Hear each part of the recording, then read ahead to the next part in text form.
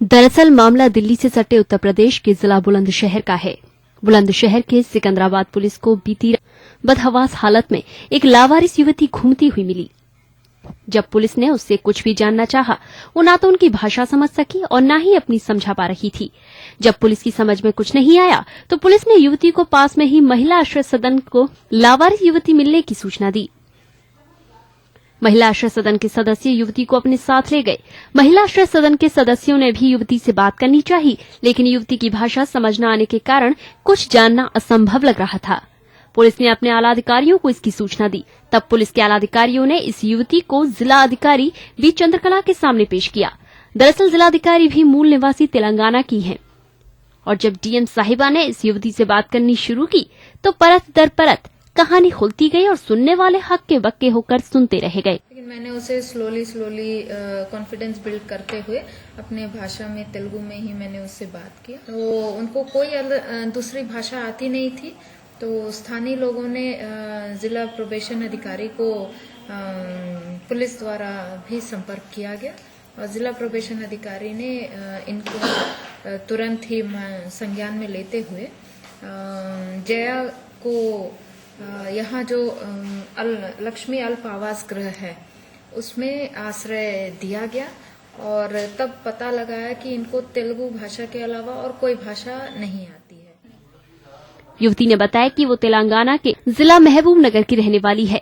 महबूब नगर के ही एक युवक से उसे प्यार हो गया था, जिसके बाद दोनों प्रेमी युगल ने परिवार के खिलाफ जाकर प्रेम विवाह कर लिया, जिसके बाद दोनों को एक प्यारी सी बेटी भी हुई। लेकिन बदकिस्मती से बेटी ज्यादा दिन जिंदा नहीं रह सकी। तभी से युवती मानसिक रूप से परेशान रहने लगी थी।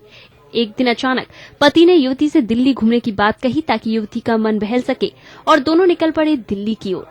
लेकिन ये क्या, अचानक सिकंदराबाद के पास युवक युवती को अकेला छोड़कर कहीं चला गया और युवती अकेले ही बदहवास हालत में घूमने लगी।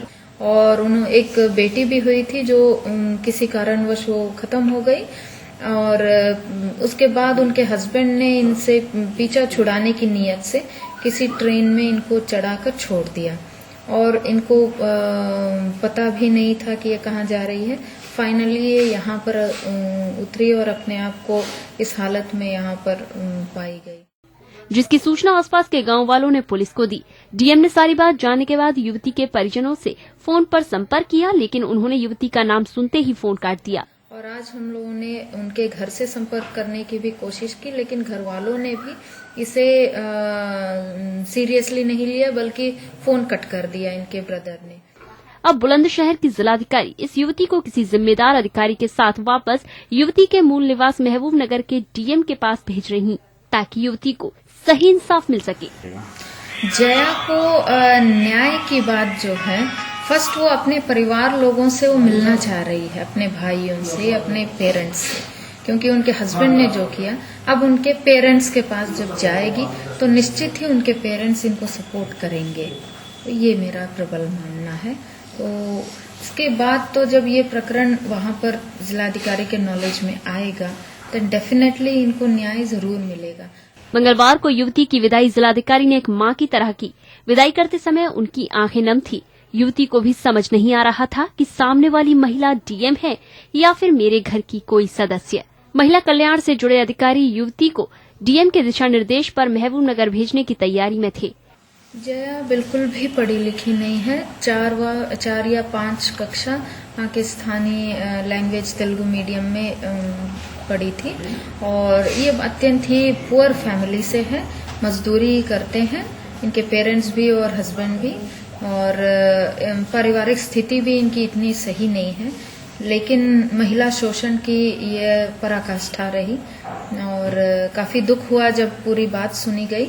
लेकिन अब उनको ऐसी स्थिति नहीं होगी।